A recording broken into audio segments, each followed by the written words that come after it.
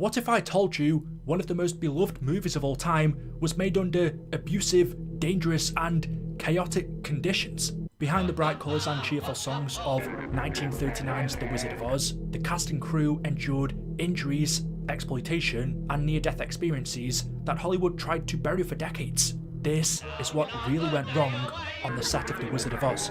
One of the very first characters you see when watching the movie is the bright-eyed, hopeful Dorothy Gale, innocent, brave and full of wonder.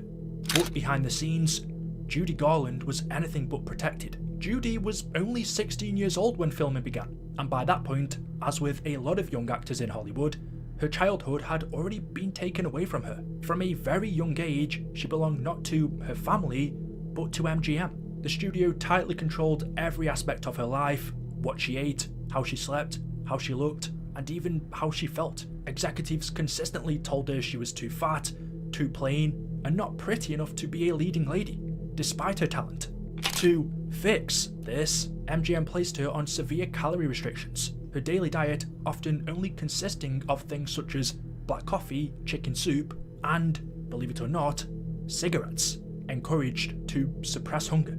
Yes, the studio pushed on a child to smoke, and if that sounds bad, it didn't stop there. Doctors employed by MGM gave Judy amphetamines to keep her energized during long shoot days that sometimes lasted 12 to 16 hours, and gave her barbiturates at night to force her to sleep. This chemical cycle, up, down, repeat, was presented as normal to her. No one warned Judy, no one protected her, and being a 16-year-old, not knowing any better, no one told her what these drugs could do. Hello, I'm Algene Harnetz, and that's the East Gate of MGM.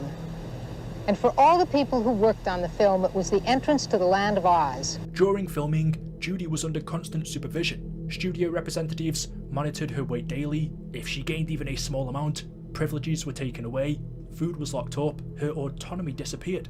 And emotionally, things were just as bad. Judy did later speak out about being harassed and groped by executives and producers on set, but her complaints were ignored. She was made to feel that enduring this behaviour was simply part of the job. Remember, she was a teenager. While the world saw a cheerful girl skipping down Yellow Brick Road, Judy was exhausted, anxious and isolated. She was expected to smile through it all because MGM had invested heavily in her image, and image mattered more than people. The cruel irony in all of this is, The Wizard of Oz was meant to be her breakthrough.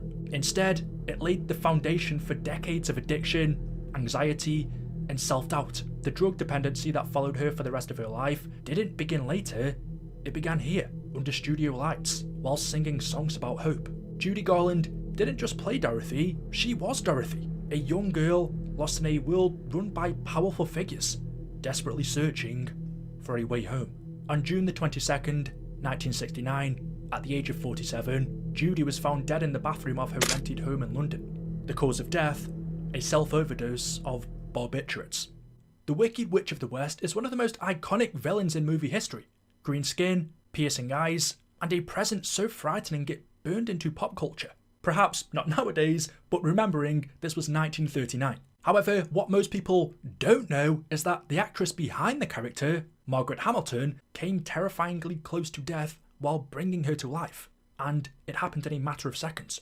During filming, there was a scene where the Wicked Witch was meant to disappear in a dramatic burst of smoke and fire, an effect meant to show her escaping from Munchkin Land. It was a complex stunt for 1939, relying on timed pyrotechnics, smoke and a trapdoor in the floor. The plan on paper was simple. Smoke first, flame second, trapdoor opens, actress disappears safely below the stage. But on the day of filming, something went wrong. The trapdoor failed to open on time, the flames ignited early, and Margaret Hamilton was standing directly in the fire. In an instant, her costume and makeup were engulfed in flames. Her face and hands took the brunt of the blast, resulting in second and third degree burns. Crew members rushed in, but the damage had already been done. She was quickly rushed to hospital, where she would spend 6 weeks recovering, and another 6 weeks before she was able to return to work. This is stage 27. On that winter's day, it was Munchkin Land, and it was here an accident happened that almost cost Margaret Hamilton her life. It was the end of my first scene of the picture. And she comes in and tries to get the slippers, and she can't, and the good fairies come and says, "Be gone, you have no power here," and so forth. And he said, she said, "All right, but I'll get you." And a lot of stuff before that, and the public's favorite line, "And your little dog, too." And then I think she said, just try, stay out of my way, just try. And she whirls around and stands on this, and that was very tricky because I had to do it without looking at it, and I had to get my 2 feet right in the middle of this little part that was like it was people would say it's pavement, it was the floor. It was cut out and fastened to this little elevator, really, that went down slowly or went down fast. In this case, it dropped out from under me. It left my feet, and I followed it. I'll get you, my pretty, and your little dog, too.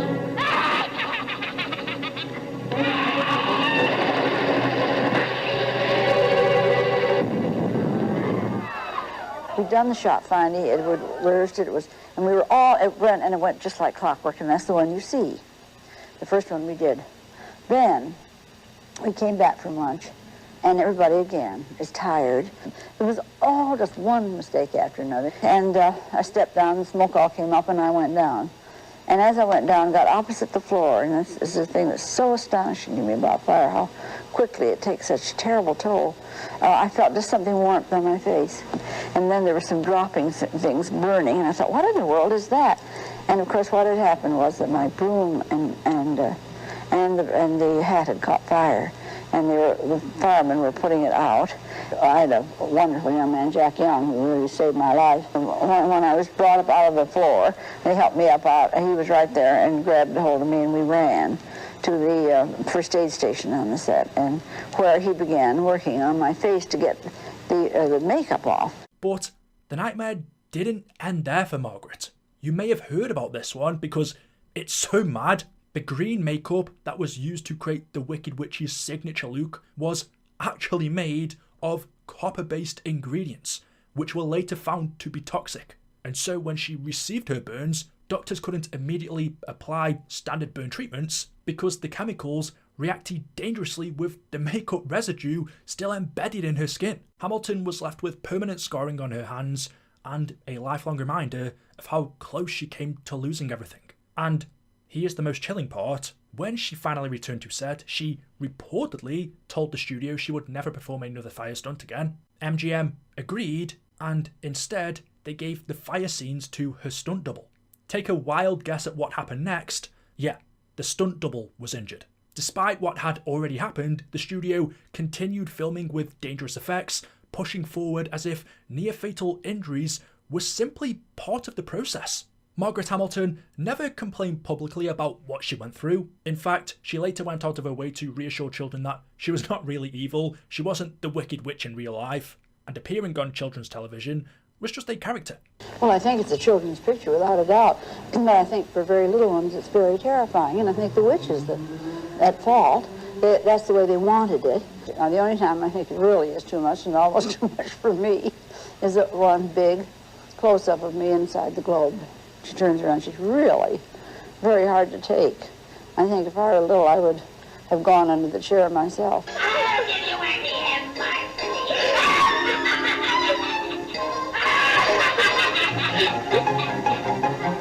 pretty. Behind the scenes though, she carried the physical and emotional scars of that day for the rest of her life. The Wicked Witch wasn't just acting like she was playing with fire, she actually was. And the studio cameras kept rolling.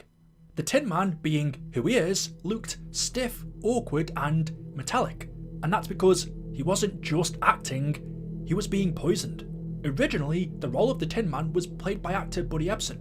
To achieve the shiny silver look of him that audiences would recognise forever, MGM used a makeup made from pure aluminium powder, or for you Americans, aluminum. Every morning, that powder was brushed directly onto his face and body. No mask, no ventilation, no safety testing, and after only several days of filming, Buddy Ebsen began experiencing severe symptoms. Difficulty breathing, intense coughing, extreme weakness, until eventually he collapsed. Doctors discovered that aluminum dust had coated his lungs, essentially preventing him from breathing properly. He was rushed to the hospital and placed in an oxygen tent. Filming stopped, quietly. MGM did not publicly explain what happened. Instead, Buddy Ebsen was replaced. Buddy Ebsen was originally cast to play the Tin Man, but unfortunately became ill from the silver makeup he wore. The studio recast the role with actor Jack Haley, and while the makeup department made a change, it wasn't much of an improvement. Instead of aluminium powder, they used an aluminium paste. Whilst it didn't get into his lungs, it did create a new nightmare. The paste caused severe eye infections, swelling and constant pain. Haley reportedly had to remove the makeup multiple times a day just to keep his eyes from swelling shut. Filming the Tin Man scene became an endurance test. And remember, this wasn't a short shoot. It was terrible, horrendous, lousy makeup. You get in a chair and an hour and 45 to an hour to 2 hours later you were made up as the Tin Woodsman without your suit. Jack Haley wore the costume and makeup for hours at a time under intense studio lighting, barely able to sit or rest. The Tin Man suit itself restricted movement, and the makeup made it difficult to see clearly. People question me like you're questioning me now, and say it must have been fun making that picture. It was not fun like hell. It was fun. It was a lot of hard work. It was not fun at all. There's nothing funny about it. What makes this incident on the set of Wizard of Oz especially disturbing, though, is how casual the response was.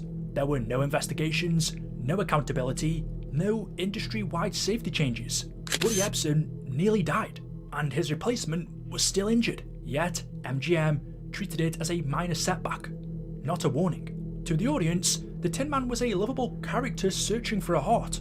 Behind the scenes, the man playing him was struggling to breathe or see. But this kind of exposure was common in Hollywood's so-called Golden Age. While the Tin Man didn't rust, the system around him was already rotten. The Cowardly Lion is loud, lovable, and unforgettable. His exaggerated fear played for laughs, his emotional breakdowns played for heart. But the man inside that costume, Burt Law, was enduring something far from funny. The lion costume itself wasn't some lightweight prop. It was made from real lion pelts, actual animal fur stitched together into a full bodysuit that weighed close to 100 pounds when wet with sweat. And it did get wet very quickly. Studio lights in 1939 burned incredibly hot, often pushing on-set temperatures well past 100 degrees Fahrenheit, in conjunction with no internal cooling system, no ventilation, no modern fabric technology. Just fur. Heavy fur wrapped around a human body. Within minutes of filming, Burt would be completely soaked. Crew members had to pause production regularly just to wring sweat out of the costume. Sometimes it took nearly an hour to dry enough to put it back on, only for it to be drenched again almost immediately. Breathing was difficult, movement was exhausting, and sitting down was nearly impossible. The costume restricted circulation and trapped heat so effectively that Burt reportedly lost weight during filming. Not by choice, but from sheer physical strain. And unlike Judy Garland, who could at least remove her dress between takes, Burt often stayed in a lion suit for long stretches because removing and reapplying took so much time. But worst of all is Burt Law, the Cowardly Lion. What a perfectly ridiculous kind of costume to put on a fellow like Burt Law, because Burt Law was a nervous type. Burt Law, he was always undoing the buttons. He was always worrying about what he ate. He always had gas on his stomach. He couldn't eat anything. And in his costume, it was literally true. He couldn't eat anything. We finally took some of the makeup off. They took some of the makeup off, and we went to the commissary. And it was such a frightening thing to see for other people, because what we looked like were people from another world. We would be all right in this modern day and time in one of those space pictures, but not in those days were those weird kind of faces that we had, and they just kicked us out of the commissary and made us eat in the dressing room. The worst thing for me is, because it was made from a real lion pelt and human hair, you can imagine when this was combined with sweat, the odour this would have given out. And then there was the makeup. The lion's face required heavy prosthetics, glue and thick paint that cracked and peeled under the heat. Each application took hours. Removing it at the end of the day was painful, sometimes tearing at his skin that had already been irritated by sweat and adhesive. But the most unsettling part, this wasn't considered extreme. To MGM, this was simply standard procedure. Actors were expected to endure whatever discomfort the role demanded. Complaints were seen as weakness. safety came second to spectacle. The Cowardly Lion was supposed to represent fear, and in a cruel twist of irony, Bert was genuinely afraid. Afraid of passing out under the lights, afraid of heat exhaustion, afraid that if something went wrong, no one would stop filming in time. Yes, every time the camera rolled, he roared, danced, joked, and cried on cue. Audiences laughed, but that laughter came at a cost, because while the lion was searching for courage on screen, the actor inside the costume was using every ounce of his own just to get through the day. By the time filming was well underway, The Wizard of Oz had quietly become one of the most dangerous movie sets in Hollywood, and not because of one big disaster, but because of constant, everyday hazards that everyone simply accepted. The Scarecrow, who was light on his feet, elastic, joyful, arguably one of the most physically expressive characters in The Wizard of Oz, but the costume he wore that made the performance possible carried a danger no one on set fully understood. The man inside was Ray Bolger, a trained dancer whose loose-limbed movements became iconic. To achieve the Scarecrow's floppy, worn look, MGM built a burlap costume stuffed and treated with materials meant to withstand heat, friction, and stage lights. One of those materials was asbestos. Now, at the time, in 1939, asbestos was considered safe. It was fire-resistant, flexible, and cheap. Studios used it everywhere. Insulation, curtains, props, and costumes. Ray's Scarecrow costume was lined and treated with asbestos fibers to reduce fire risk under the blazing studio lights. Each time he moved, danced, fell, or jumped, microscopic fibers were released into the air around him. He breathed them in, they settled into the fabric, they clung to his skin, and Bolger moved constantly. Unlike other actors who stood still for long dialogue scenes, the Scarecrow's role demanded non-stop physicality. Falls, spins, collapses, exaggerated dances. The more energy he brought to the character, the more asbestos was disturbed. No one warned him, and no one warned anyone around him. Asbestos causes cancer, and it wouldn't have only been him inhaling it, but his colleagues around him as well. And the dangers didn't end with the costume itself. During the poppy field sequence, the set was covered in drifting snow meant to wake Dorothy from her enchanted sleep. That snow, soft, white, and magical on screen, was also made from pure asbestos. It floated through the air, it landed on hair and eyelashes, it coated costumes, including the Scarecrow's already contaminated suit. This meant Ray was exposed not just once, but repeatedly through wardrobes, set dressings, and environmental effects. At the time, asbestos-related illnesses often took decades to appear. There was no immediate injury, no dramatic collapse, no moment that stopped production, which is what makes it so insidious. The danger was invisible. In 1987, Ray Bolger died at the age of 83 from bladder cancer. However, there is no definitive proof that asbestos caused that specific illness. It is more linked to cancer of the lungs. But many others who worked in Hollywood during that era weren't so lucky. And for them, asbestos wasn't a last resort, it wasn't an accident, it was industry standard. Everyone was exposed to it.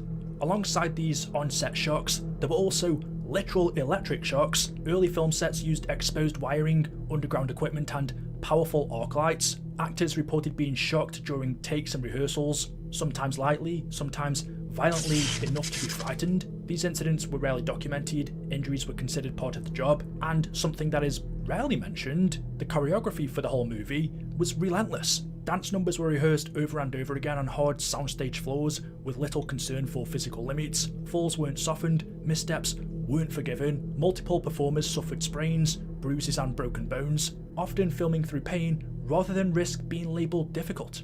Stopping production was almost unthinkable. For every incident that occurred, the show must go on. This must have been one of the most messed up movie sets in history. Take Munchkin Land, for example. One of the more joyful, colourful moments in The Wizard of Oz. Singing, dancing, celebrating freedom. It felt innocent and magical, but for many of the little people hired to bring that world to life, the experience was anything but.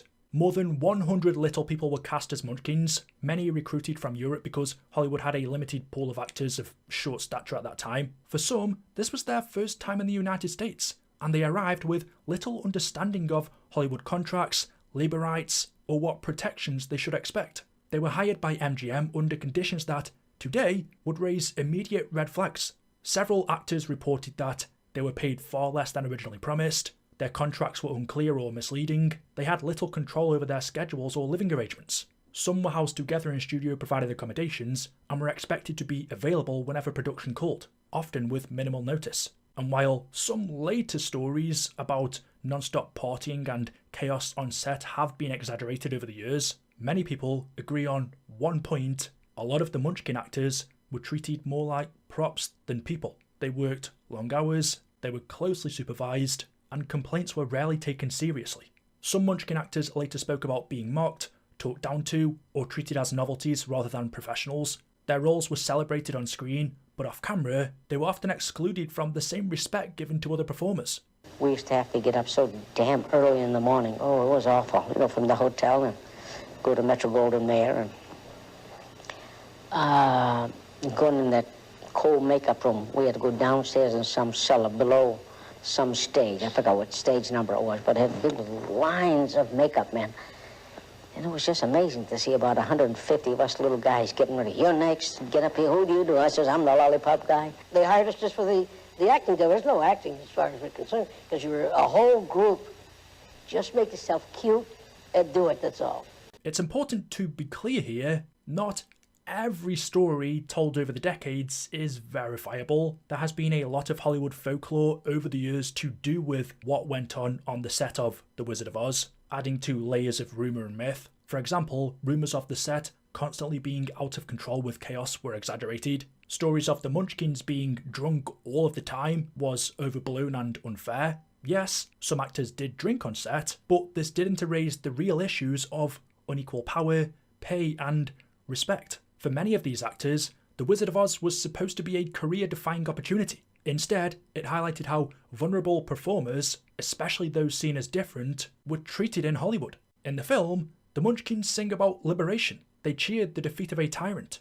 They celebrate a better world. But behind the scenes, they were working in a system that offered them very little power of their own. Munchkinland looked like a fairy tale.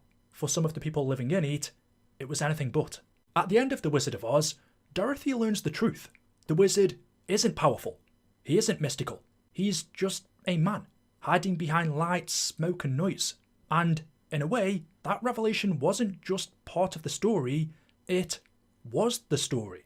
Because behind the dazzling colours, the flying monkeys, the songs we've mesmerised since childhood, there was another illusion at work. One created by Hollywood itself.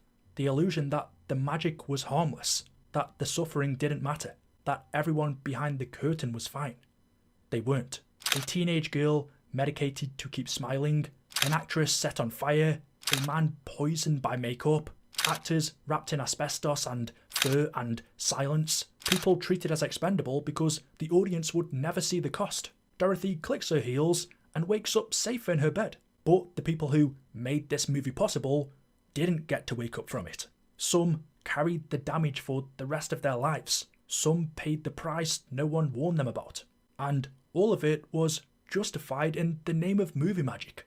I think it's important to remember magic doesn't come from smoke machines. It doesn't come from costumes or studios or lies told loudly enough. Real magic comes from people, the actors. And when that's forgotten, it's important not to treat people like props. The magic was never real to begin with. The most important lesson Dorothy learned wasn't about Oz, it's about seeing what's really there once the curtain is pulled back.